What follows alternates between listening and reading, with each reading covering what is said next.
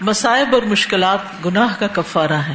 نبی کریم صلی اللہ علیہ وسلم کی زوجہ محترمہ حضرت عائشہ رضی اللہ تعالی عنہا روایت کرتی ہیں، رسول اللہ صلی اللہ علیہ وسلم نے فرمایا، جو مصیبت بھی کسی مسلمان کو پہنچتی ہے، یہاں تک کہ اسے اگر ایک کانٹا بھی چبھ جائے تو اللہ اس کے سبب اس سے گناہ مٹا دیتا ہے۔ اللہ نہ کرے کسی کو کوئی تکلیف ہو، کوئی سرجری ہو، کوئی ویکسینیشن ہو، کوئی کسی طرح کے بھی ایسی کیفیت سے گزرنا پڑے تو ساتھ ہی سوچنا شروع کر دیں کہ میری صفائی ہو رہی ہے، اور ساتھ یہ بھی دعا کریں کہ اللہ تو رحیم ہے، اس کے بغیر ہی صاف کر دے۔ ایک اور روایت میں آتا ہے، نبی صلی اللہ علیہ وسلم نے فرمایا، مسلمان پر کوئی مصیبت، بیماری، رنج و غم یا تکلیف یا پریشانی کوئی بھی ایسی نہیں آتی، یہاں تک کہ اگر کانٹا بھی اسے چبھتا ہے تو اللہ اس کے بدلے اس کے گناہ دور کر دیتا ہے۔ تو تکلیف بھی بندوں پر اللہ کی ایک نعمت ہی ہے، کیونکہ اس کے ذریعے انسان کے گناہ معاف ہو جاتے ہیں۔ ادروائز ان گناہوں کی اگر سزا ملنے لگے تو وہ تو بہت ہی سخت ہوگی۔ تو اس لیے انسان کو اگر کوئی بھی پریشانی ہو، بیماری ہو، غم ہو، تو اس پر انسان کو اللہ تعالیٰ سے ناراض نہیں ہونا چاہیے، بلکہ اس پر بھی شکر ادا کرنا چاہیے۔ اور ایک بات یہ بھی یاد رکھنی چاہیے کہ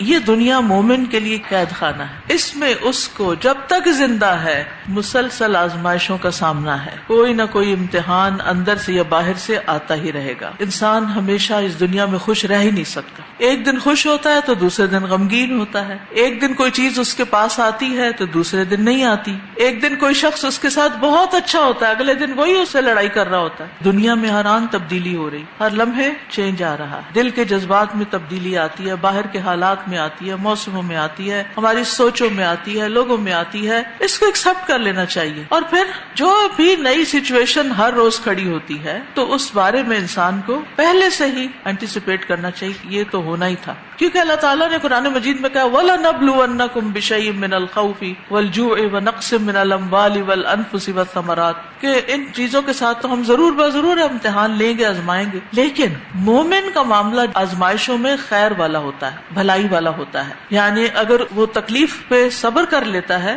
تو اس سے اس کے درجات بلند ہو جاتے ہیں، اور اگر کوئی خوشی پہنچتی ہے اور شکر ادا کرتا ہے تو اس سے بھی درجات بلند ہوتے ہیں۔ تو یاد رکھیے، مصائب کو برا بھلا نہ کہیں، مصائب کو برا نہ سمجھے، خواہ ایک کانٹا ہی کیوں نہ ہو، کیونکہ اس سے بھی فائدہ حاصل ہوتا ہے، تکلیفوں سے بھی فائدے حاصل ہوتے ہیں انسان کو۔ لیکن ہمارے ریئیکشنز دو طرح کے ہوتے ہیں، یا تو ہم مصیبت پر اجر و ثواب کی نیت کرتے ہیں، اور یا پر اس پہ دل تنگ ہوتا ہے اور ہم بس پریشانی کا اظہار کیے چلے جاتے ہیں۔ تو اگر تکلیف آئے، چاہے گرمی لگے، چاہے حبس ہو، چاہے نیند ہو، چاہے بھوک ہو، چاہے کچھ بھی ہو، کوئی بھی تکلیف جو آئے تو اس پر انسان کو فوراً سوچ لینا چاہیے میرے لیے اس پر اجر ہے، فوراً پازیٹیو تھنکنگ، یہ باعث اجر، اس کا فائدہ ہی۔ اور پھر دو فائدے ہوتے ہیں، ایک نہیں، ایک گناہ مٹتے ہیں اور دوسرے نیکیوں میں اضافہ ہوتا ہے۔ اور دوسرا رویہ کیا ہوتا ہے کہ مصیبت آنے پر جزا فضا، دل تنگ، انسان منہ سے غلط باتیں نکالنا شروع کر دیتا ہے، دوسروں کو ستانا شروع کر دیتا ہے، گالی گلوچ بعض اوقات شروع کر دیتا ہے، نہ صبر کرتا ہے نہ اجر کی نیت کرتا ہے۔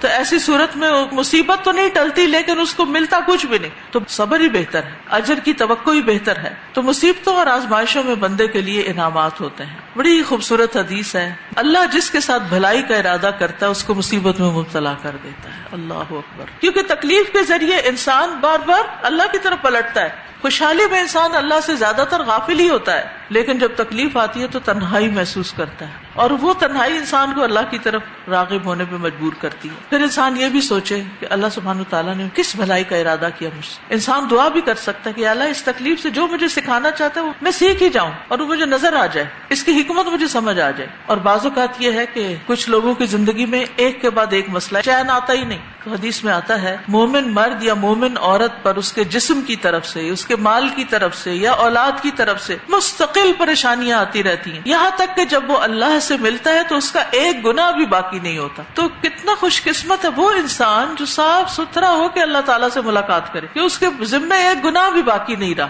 اس کا مطلب نہیں مصیبتیں مانگنا شروع کر دیں، لیکن چھوٹی مصیبت آئے یا بڑی آئے اس پہ صبر کریں۔ صبر کیسے؟ زبان سے شکوہ نہیں، جسم سے اضطراب نہیں، اور جزا فضا نہیں۔ پھر اسی طرح تکلیف پر صبر سے درجے بلند ہوتے ہیں، یعنی صرف صفائی نہیں ہوتی بلکہ ہائی رینکس پہ چلے جاتا ہے انسان۔ سنن نبی داؤد کی روایت ہے، رسول اللہ صلی اللہ علیہ وسلم نے فرمایا، بے شک بندے کے لیے جب اللہ کے ہاں کوئی مقام اور مرتبہ مقدر ہو چکا ہوتا ہے اور وہ اپنے اعمال کی بنا پر اس تک نہیں پہنچ سکتا تو اللہ تعالیٰ اسے اس کے جسم یا اس کے مال یا اس کی اولاد کی طرف سے اس کی آزمائش کر لیتا ہے۔ تو وہ اس درجے پہ جا پہنچتا ہے. یعنی بعض اوقات ہماری نیکیاں اتنی نہیں ہوتی کہ ہمارے درجے بلند ہو سکیں. اور حقیقت ہے ہم سب اپنی نمازوں کا جائزہ لیں. ہے کوئی کوالٹی کی نماز، پھر اسی طرح روزے، صدقہ خیرات، تو پھر یہ اللہ کی رحمت ہوتی ہے کہ اللہ تعالیٰ اس کمی کو کسی مشکل میں ڈال کے پورا کر دیتا ہے. کبھی جسمانی تکلیف، کبھی باہر سے کسی انسان کی طرف سے تکلیف، یعنی کسی نہ کسی شکل میں تکلیف آ جاتی ہے. پھر جتنی بڑی آزمائش اتنا بڑا اجر، اور پھر قیامت کے دن اتنا بڑا اجر کہ دوسرے لوگ تمنا کریں کہ کاش ہم بھی اس مشکل سے گزرتے اور ایسا ہی اجر پاتے. قرآن مجید میں بھی آتا ہے بے شک صبر کرنے والوں کو ان کا اجر بے حساب دیا جائے گا.